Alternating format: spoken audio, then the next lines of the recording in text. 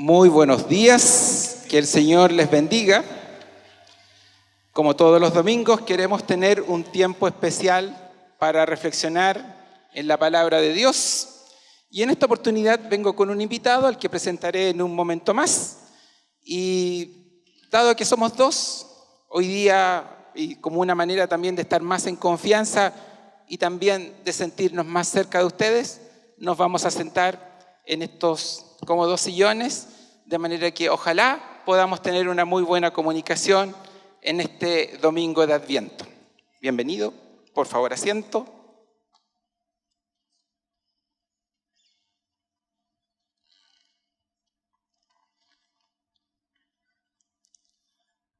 Todos nos ven, ¿no es cierto? Perdón, Leito, A partir de hoy, como ya se evidenció en la ceremonia de las velas, estamos de manera simbólica celebrando un acontecimiento que marcó un antes y un después en nuestra era.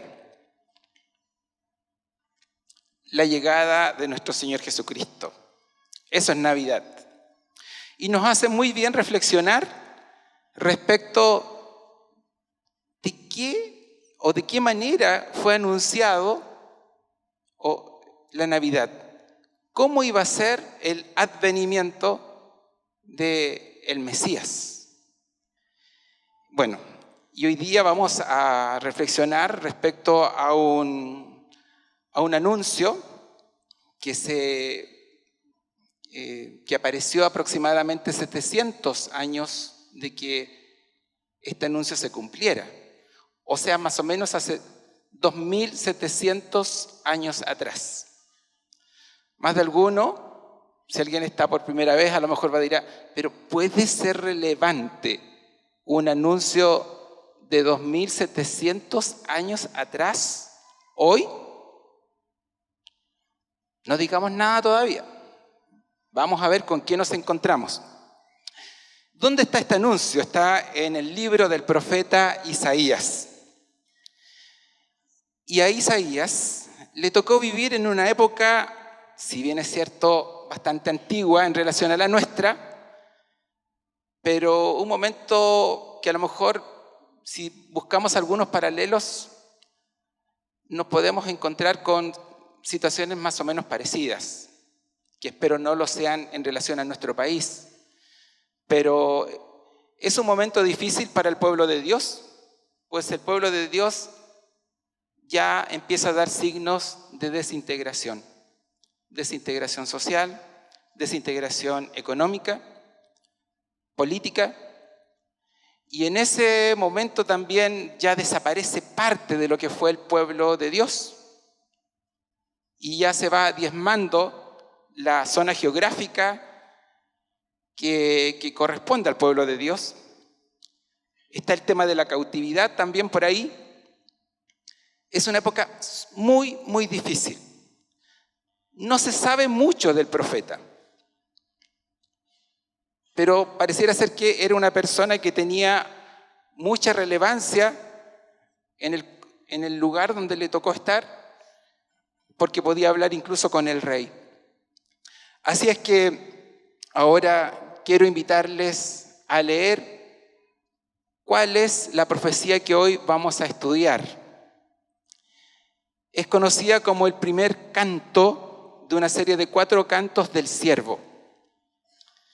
Dice así, ustedes la tienen anotada en sus hojitas. Este es mi siervo a quien sostengo, mi escogido en quien me deleito. Sobre él he puesto mi espíritu y llevará justicia a las naciones. No clamará, ni gritará, ni alzará su voz por las calles. No acabará de romper la caña quebrada, ni apagará la mecha que apenas arde. Con fidelidad hará justicia. No vacilará ni se desanimará hasta implantar la justicia en la tierra. Las costas lejanas esperan su ley. Así dice Dios el Señor, el que creó y desplegó los cielos, el que expandió la tierra y todo lo que ella produce, el que da aliento al pueblo que la habita y vida a los que en ella se mueven. Yo, el Señor, te he llamado en justicia, te he tomado de la mano. Yo te formé, yo te constituí como pacto para el pueblo, como luz para las naciones, para abrir los ojos de los ciegos, para librar de la cárcel a los presos y del calabozo a los que habitan en tinieblas. Yo soy el Señor. Ese es mi nombre. No entrego a otros mi gloria ni mi alabanza a los ídolos.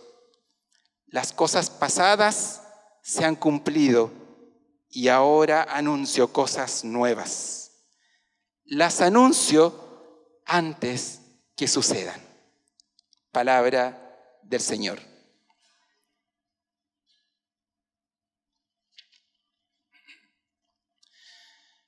Quiero detenerme en 3 aspectos para reflexionar este canto. Lo podríamos hacer desde distintas perspectivas. Es un canto súper profundo. Y el primer punto que me gustaría compartir con ustedes es esta expresión. ¿Cómo parte este canto? Dice, este es mi siervo. Si miramos Isaías, para mí es casi irrelevante esta primera expresión, este es mi siervo. Pero al estar estudiando el libro, fue sorprendente darme cuenta que en los capítulos anteriores, cuando se habla del siervo, se está hablando del pueblo de Dios. Pero ahora en este canto, Dios está hablando de una persona. Hay un cambio conceptual. Otra cosa importante. Recientemente, en el capítulo previo, en el capítulo 41, Dios a través de la profecía de Isaías está molesto con su pueblo porque ha tendido a la idolatría. Y a Dios le complica la idolatría. Dios es un Dios celoso. Y siempre, en sus expresiones, cuando habla de los ídolos, dice, miren a esos ídolos, estos ídolos. Y la misma expresión, miren, o este, es la que se utiliza para este encabezado. Este es mi siervo. Para marcar de manera muy enfática, aquí está. Lo anterior, si bien es cierto, está, pero no es. Aquí está mi siervo, quien es.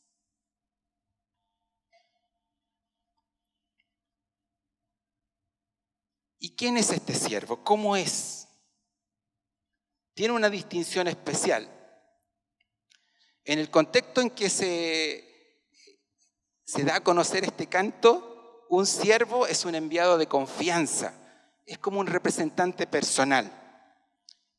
Dice también la profecía que está sostenido por Dios. Le produce a Dios alegría, deleite. Algo parecido cuando Dios creó y Él se alegró. Y una característica que le da un sello muy particular a este siervo que va a venir es que en Él ha puesto su espíritu. Y hasta ese momento, en las historias previas, quienes han recibido al Espíritu del Señor, lo han recibido para tareas muy específicas, riesgosas y claves. Por ejemplo, en el libro de los jueces se narra, y este personaje fue lleno del Espíritu y actuó. Hasta ahí me resulta muy conmovedor y sorprendente ver la descripción que se hace de este siervo. Pero también me llamó la atención que en este canto me hice la pregunta, ¿y cuál es el objetivo? ¿Cuál es la misión? ¿O cuál es la tarea que tiene este siervo de acuerdo a lo que ustedes leen? ¿Cuál es la misión? ¿Todos tenemos el texto? Aquí se hace énfasis. ¿Qué va a hacer este siervo del Señor? ¿Alguien se atreve a decir? Perdonen que haga una pregunta general a una audiencia tan amplia. ¿Perdón? Hacer justicia. Siempre cuando hablamos de Jesús, ¿no es cierto?, hacemos referencia a su rol como Salvador, como Redentor, que es cierto, y eso es fantástico, le da una dimensión divina. Pero este canto hace un énfasis, lo repite 4 veces. No se fatigará, no va a titubear, no descansará hasta que se establezca la justicia en toda la tierra. ¿Y cómo es el carácter de este siervo? Dice que no clamará ni gritará, será portador de paz, no se impondrá abruptamente. Podríamos desprender que no comulga con la parafernalia, para nada. No es parafernálico. Tendrá la marca de la sencillez. Bueno, y los que recordamos la historia de Navidad, sabemos cómo fue el escenario verdadero de Navidad. Y para los que nos acercamos a los jueces, ¿no?, a los que fueron llenos del Espíritu Santo para obras extraordinarias, Jesús no va a ser así. Por lo que aquí se nos dice, no va a ser un caudillo, no va a ser un guerrero, no va a matar a cientos de personas. Incluso, en este texto podríamos pensar, aquí está la esperanza del pueblo de Israel. Y lo que dice la profecía,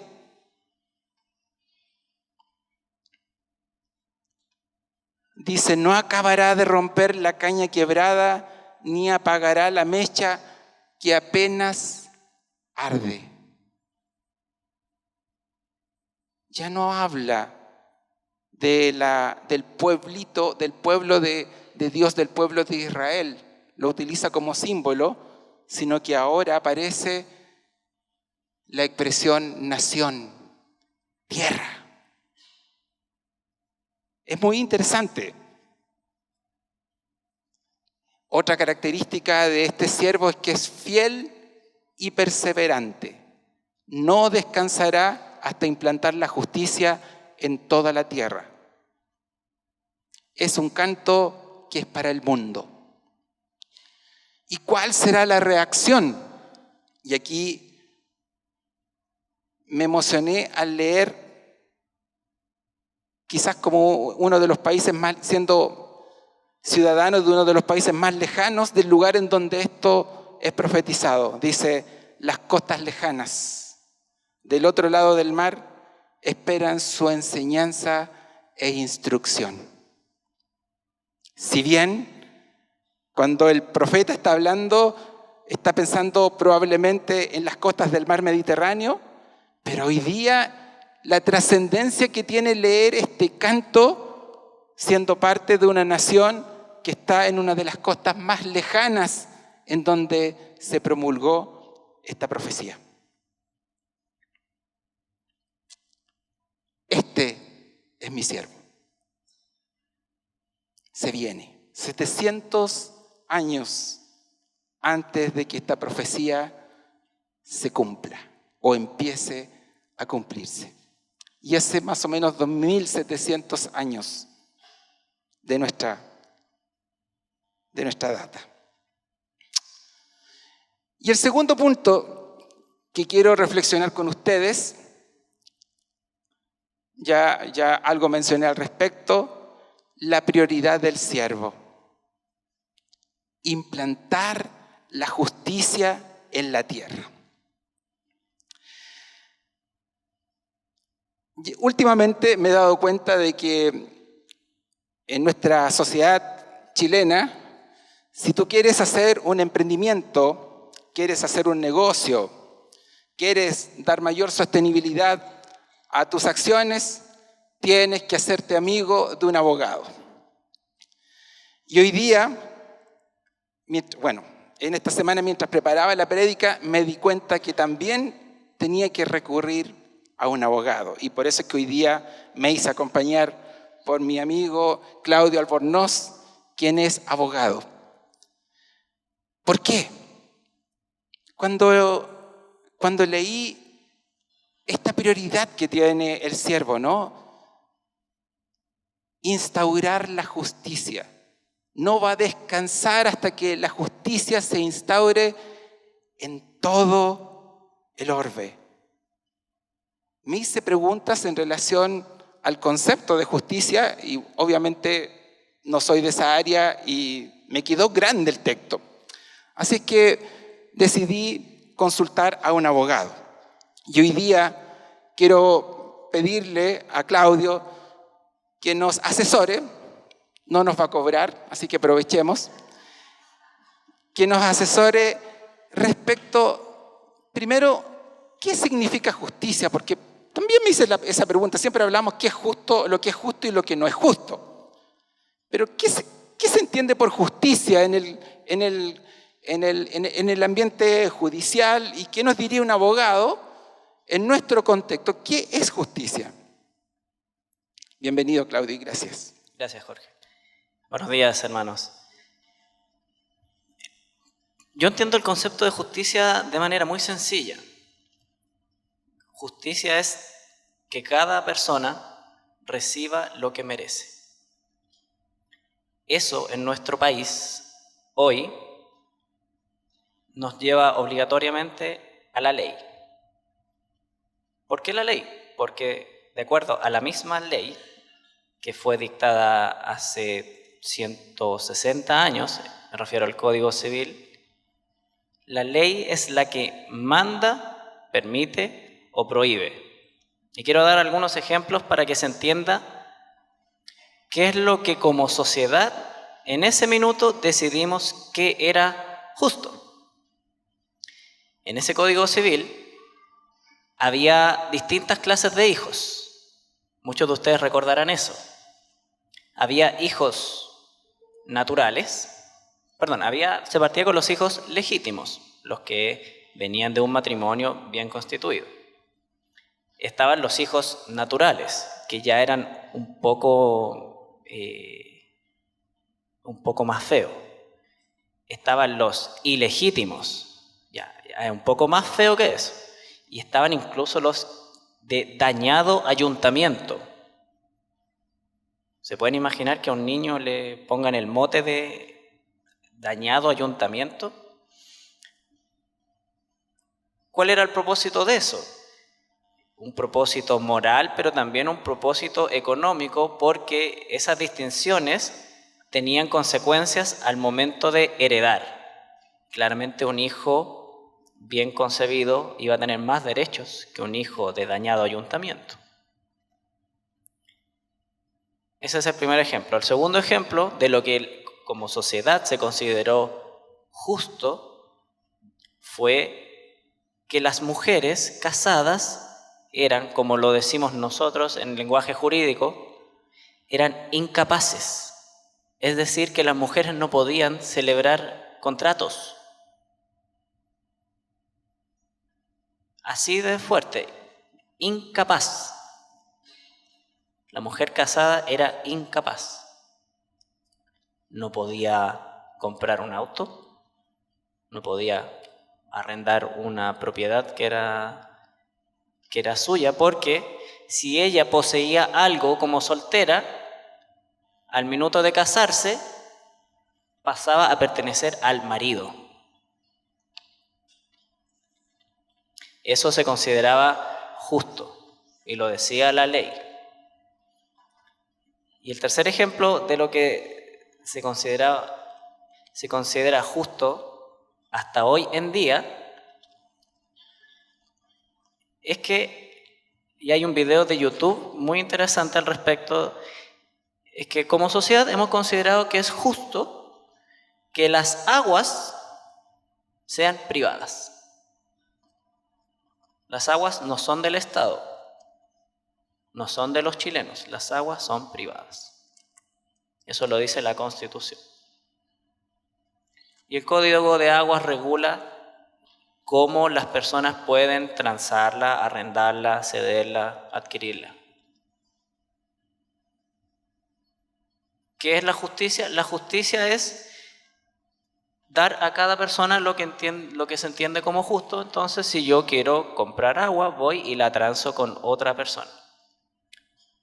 En otro país no es así y las aguas pertenecen al Estado, tal como el cobre en nuestro país. O sea, el cobre pertenece a los chilenos, pero las aguas no. Es lo que hemos decidido. Gracias. Por lo que entiendo entonces, el concepto de justicia es un concepto, en nuestro contexto, es súper relativo. Es un concepto sumamente relativo que varía a una velocidad muy rápida. Muy rápido. Yo trabajo en impuestos y la ley que rige los impuestos cambia todos los años.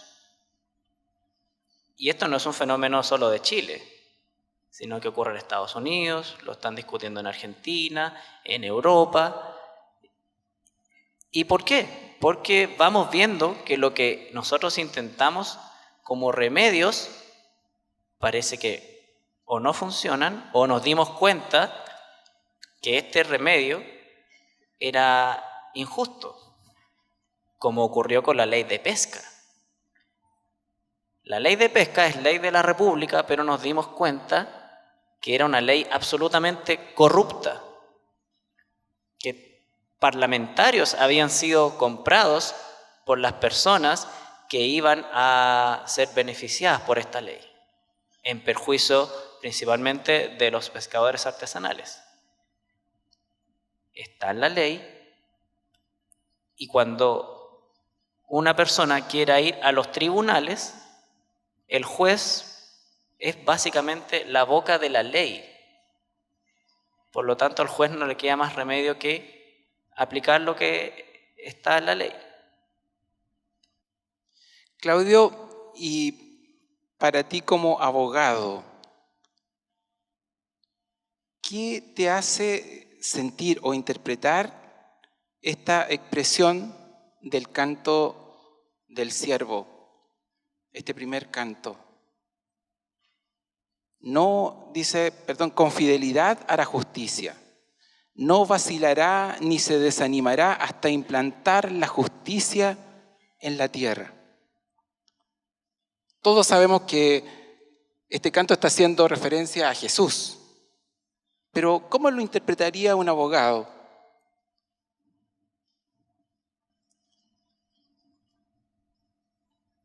Me llena de esperanza, porque los pocos ejemplos que les he dado me hacen ver que nuestra ley es sumamente imperfecta. ¿Y por qué es imperfecta? Porque la ley es un reflejo de lo que el apóstol Santiago dice, que deseamos cosas malas. Y los que hacen las leyes no están exentos de eso. Deseamos cosas malas como sociedad y si tenemos el poder suficiente, lo imponemos al resto y decimos, ahora esto es justo. Tal como en el tiempo de Jesús, el César tenía el poder de decir, vamos a hacer un censo, no, y usted no va a esperar en su casa, usted va a tener que viajar a donde sea que perteneció. En ese momento el César era la ley. Era injusto que el César, para cobrar impuestos, obligara a un matrimonio joven a viajar en esas condiciones. A mí me parece sumamente injusto. ahora que estamos en un censo que nos vienen a visitar. El propósito de ese censo era cobrar impuestos. Entonces, volviendo a lo nuestro, las autoridades, los que hacen las leyes, los que tienen el poder, quieren algo injusto y lo ponen como derecho. Entonces, durante toda la humanidad hemos intentado hacer justicia. Hemos intentado una y otra vez imponer métodos en los cuales decimos, ahora sí, ahora vamos a hacer una sociedad justa. La nación que todavía tiene el mayor poder en el mundo es Estados Unidos, y cuando ellos se crearon como nación, a finales del siglo XVIII, ellos declaramos que todos los hombres son iguales. En un minuto en que había esclavitud, en ese minuto había esclavitud. En ese minuto el tráfico de esclavos era permitido. Sin embargo, ellos declaraban que todos los hombres eran iguales y todos los hombres tenían derecho a perseguir la felicidad. Muchas de esas personas consideraban que las personas africanas no eran hombres. Y si lo eran inferiores a los blancos. También los indios. Entonces, como sociedad siempre intentamos remediar la injusticia mediante nuestras leyes. Hace poco en Chile la sociedad intentó remediar una injusticia tremenda que se estaba cometiendo contra la mujer, entonces la mujer ahora tiene derecho a abortar. Se remedió una injusticia y toda la clase política se abrazaba y aplaudía de felicidad porque se remedió una injusticia.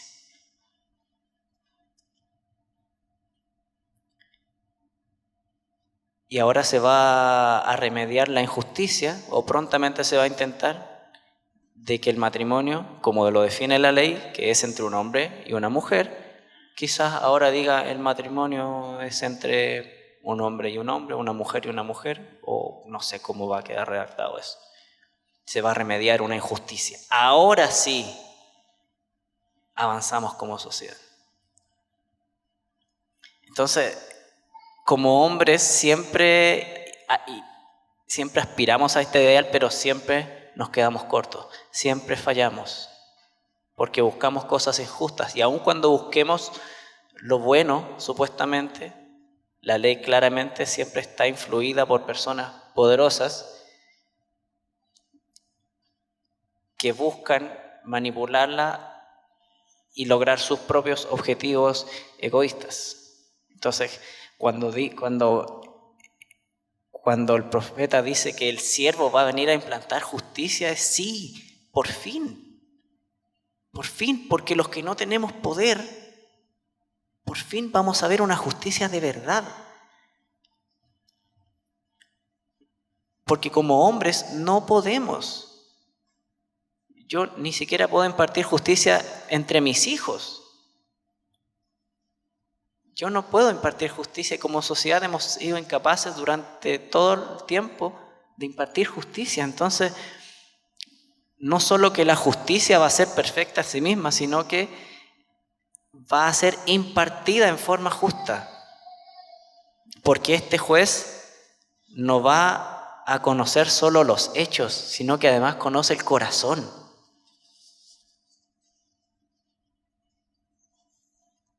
Yo como abogado no puedo juzgar el corazón de las personas. Nadie puede hacerlo. Pero este juez sí. Y este juez es el consuelo de todos aquellos que nos hemos sentido tratados injustamente. Porque no podemos, porque no tenemos las herramientas, porque no somos lo suficientemente poderosos, atractivos, no tenemos el dinero. Pero Él va a venir a impartir justicia. Entonces, ¡wow! ¿Cuándo? Gracias, Claudio, por darnos una dimensión justamente de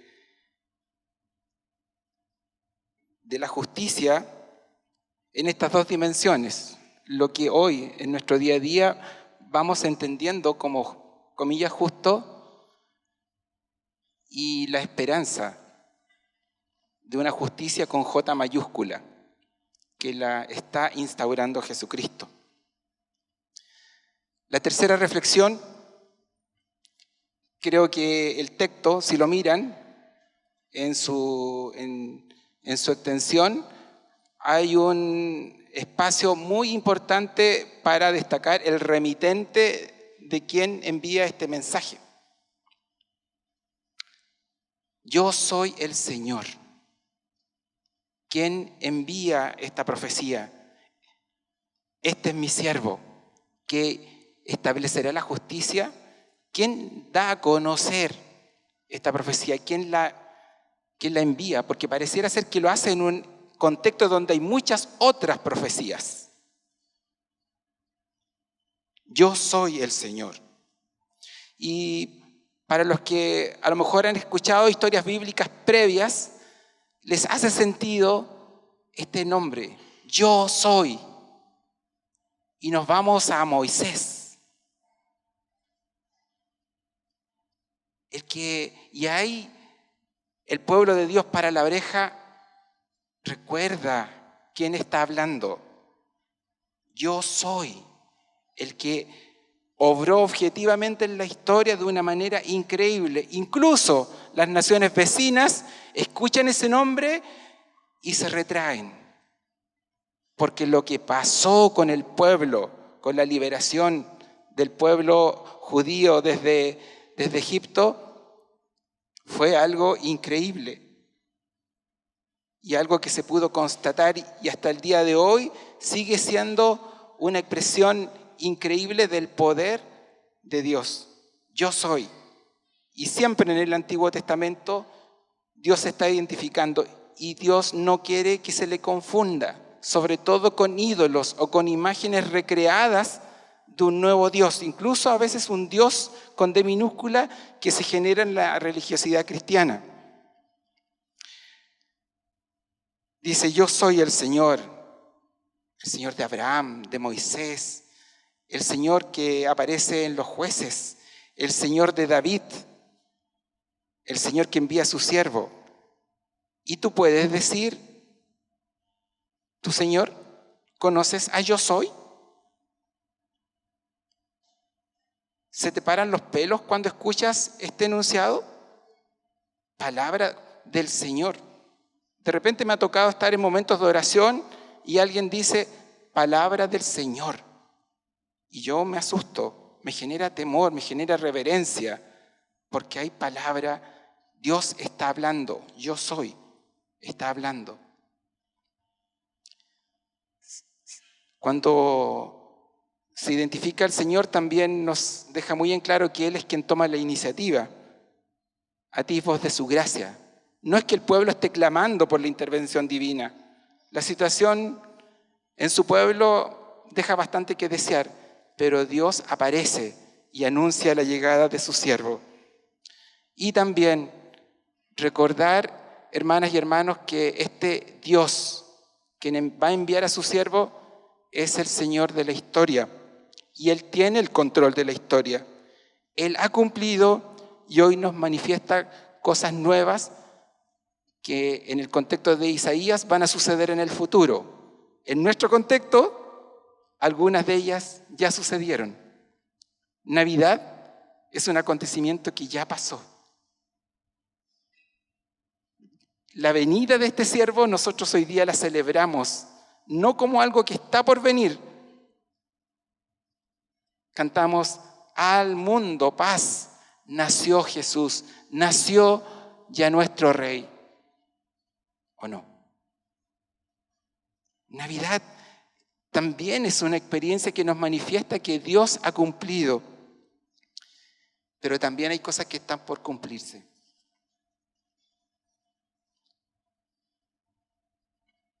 Tres reflexiones de aplicación para ya concluir.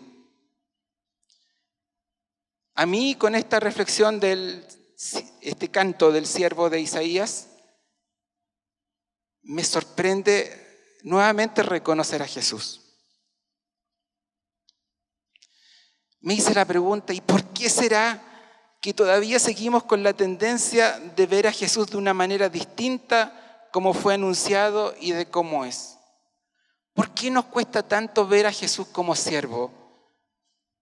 Y tenemos más la tendencia de buscar a un Jesús con J minúscula, que es un ídolo, un ser parafernálico, una imagen, y no Jesús, el verdadero Jesús. Pablo, en su carta a los Filipenses, nos recuerda que Jesús, aunque era Dios, no consideró que el ser igual a Dios fuera algo a lo cual aferrarse. En cambio, renunció a sus privilegios divinos, adoptó la humilde posición de un esclavo y nació como un ser humano. Cuando apareció en forma de hombre, se humilló a sí mismo en obediencia a Dios y murió en una cruz como morían los criminales. Por lo tanto, Dios lo elevó al lugar de máximo honor y le dio el nombre que está por encima de todos los demás nombres, para que ante el nombre de Jesús se doble toda rodilla en el cielo y en la tierra y debajo de la tierra, y toda lengua declare que Jesucristo es el Señor, para la gloria de Dios Padre. No descansará hasta que se establezca la justicia en todo el orbe. Mi pregunta mientras escuchaba a Claudio, ¿entonces la obra de Jesús está inconclusa?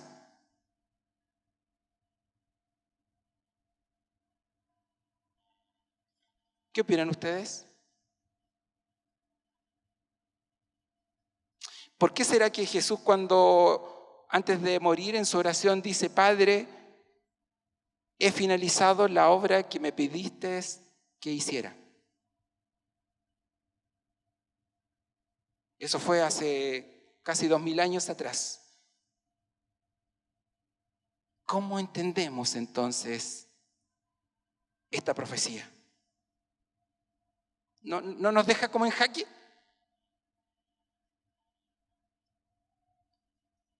Señor abogado, aquí quiero hacerte una última pregunta. Jesús mismo, cuando narra una parábola, nos cuenta de dos personajes que están orando. Un religioso muy devoto, una persona que diezmaba, que oraba, que cumplía con todos sus deberes religiosos, está orando y daba gracias por lo que no era. Y entre otras cosas, él no era como ese pecador que estaba al lado. Y el otro personaje era un pobre hombre que sentía vergüenza de estar ahí, no se atrevía a acercarse al altar, solamente pedía misericordia porque él sabía lo malo, lo pecador que era. Y Jesús hace una pregunta: ¿quién de los dos ha sido, la palabra que usa es bien compleja, ha sido justificado? ¿A quién de los dos se le aplicó justicia? ¿Cómo entendemos esa parábola en relación a la pregunta? Yo creo que estas dos personas además tenían en mente el siguiente verso que está en la ley mosaica, Números 14:18, que dice: eres lento para la ira y grande en amor, y que aunque perdonas la maldad y la rebeldía, jamás dejas impunes al culpable, sino que castigas la maldad de los padres en sus hijos, nietos, bisnietos y tataranietos. Teniendo presente eso, ambas personas hacen una oración diametralmente distinta. Este publicano, este recaudador de impuestos, este funcionario del servicio, hace esta oración: ten piedad de mí porque soy pecador. No ofrece nada. Nada, ni siquiera es digno de hacer esta oración, y se golpea el pecho. Ni siquiera se animaba a levantar los ojos. y es declarado justo o justificado de acuerdo a lo que dice Cristo. ¿Cuál es la justicia de este hombre? A esto digo que esto me anima, por eso esto me anima y me llena de esperanza. Porque la justicia de Dios primero mira el corazón.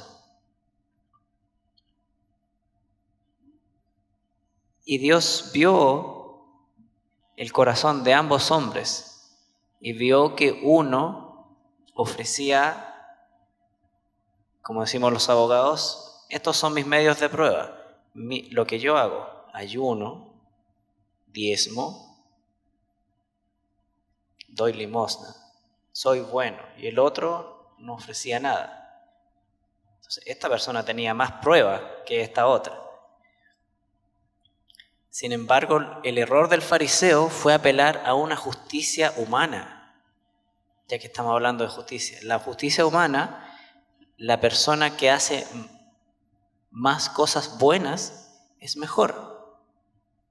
En la justicia de Dios, como se ve a lo largo de toda la Biblia, aquella persona que se acerca a Dios con un corazón sincero, reconociendo que necesita a Dios desesperadamente, esa persona va a estar cerca de Dios. Lo que pasa es que esa justicia divina es totalmente opuesta a la justicia humana, porque implica reconocer que lo que yo hago no vale, sino que lo que Dios hace o lo que Dios es vale. ¿Estoy dispuesto a reconocer eso?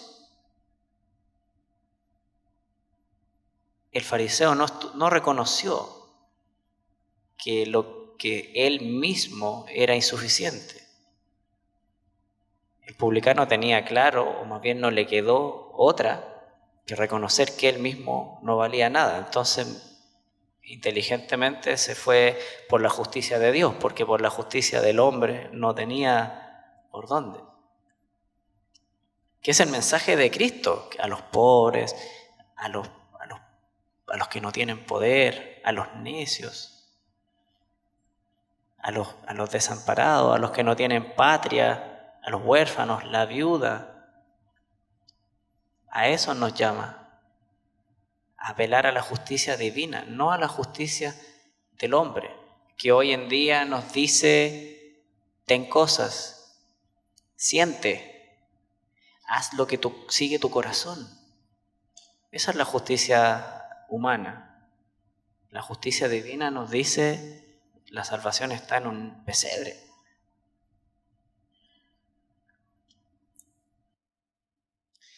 Gracias, Claudio. ¿Es Jesucristo luz a las naciones? Sí. Por eso estamos acá. Por eso existimos.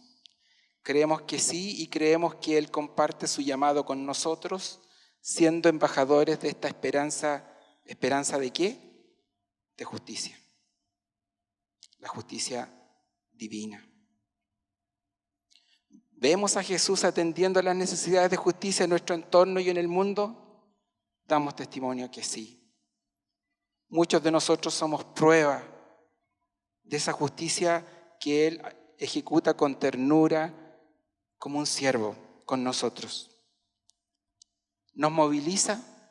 Ojalá que sí. Ojalá que nos movilice la reflexión de hoy a mirar la vida cristiana desde una perspectiva más amplia. No solamente desde la perspectiva de la liturgia, del asistir a una reunión, o desde la perspectiva de asumir una religiosidad tradicional, sino de vivir con este Cristo que anhela la justicia en toda nuestra tierra. Una aplicación práctica en cuanto a la luz a las naciones, luz en las elecciones del 17 de diciembre. El próximo domingo 17 de diciembre, como ciudadanos chilenos, vamos a tener la posibilidad de expresar a tipos de luz en nuestro sufragio.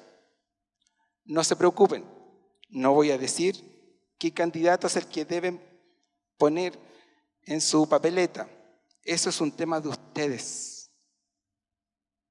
Pero ojalá que ese día, cuando estemos votando, lo hagamos con la convicción de que buscamos aquí al candidato con información, averiguamos y vimos cuál se acerca más con su propuesta gubernamental a este propósito mayor que nosotros tenemos.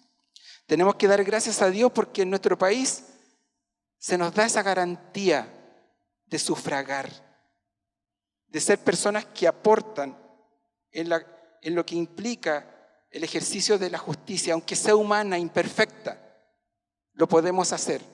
Y ojalá que ninguno de los que está aquí presentes ese día se quede sin votar. Todos los que tenemos el derecho a voz y voto como cristianos, estamos llamados a aplicar este canto, esta palabra, ese día, sufragando.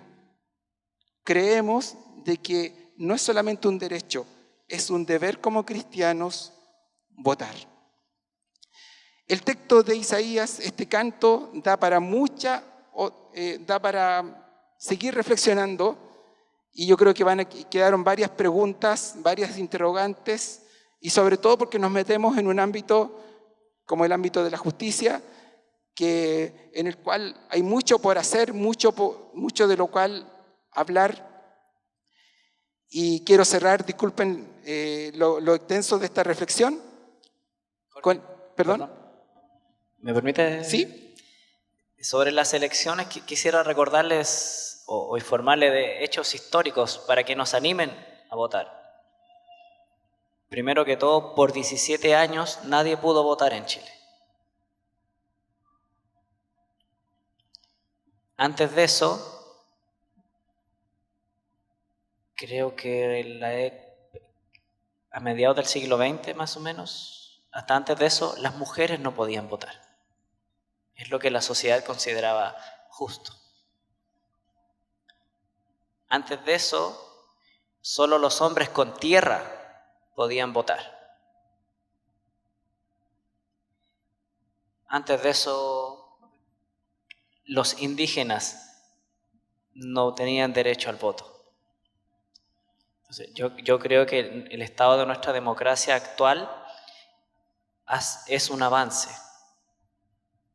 sin lugar a dudas, de muchas cosas que ocurrían en el pasado, donde la ciudadanía no tenía ningún derecho, la ciudadanía no podía manifestarse.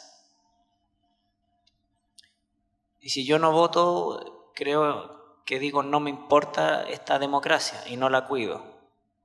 Pero más allá de la elección, yo quiero hacerles un llamado a obedecer lo que nos dice Pablo en Romanos, a pagar nuestros impuestos. Y sinceramente, como evangélicos somos malos en pagar impuestos. Y a orar por las autoridades. Orar por las autoridades, no solo previo a las elecciones.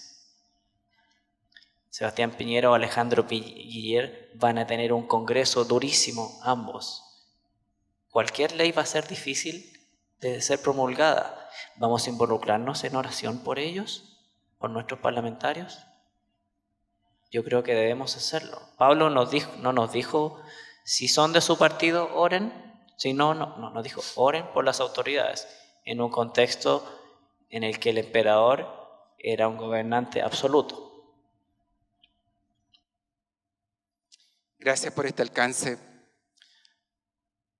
Vamos a pasar a la Santa Cena, pero no me quiero retirar sin leer junto a ustedes una letra que a mí me hace mucho sentido, que también es un canto.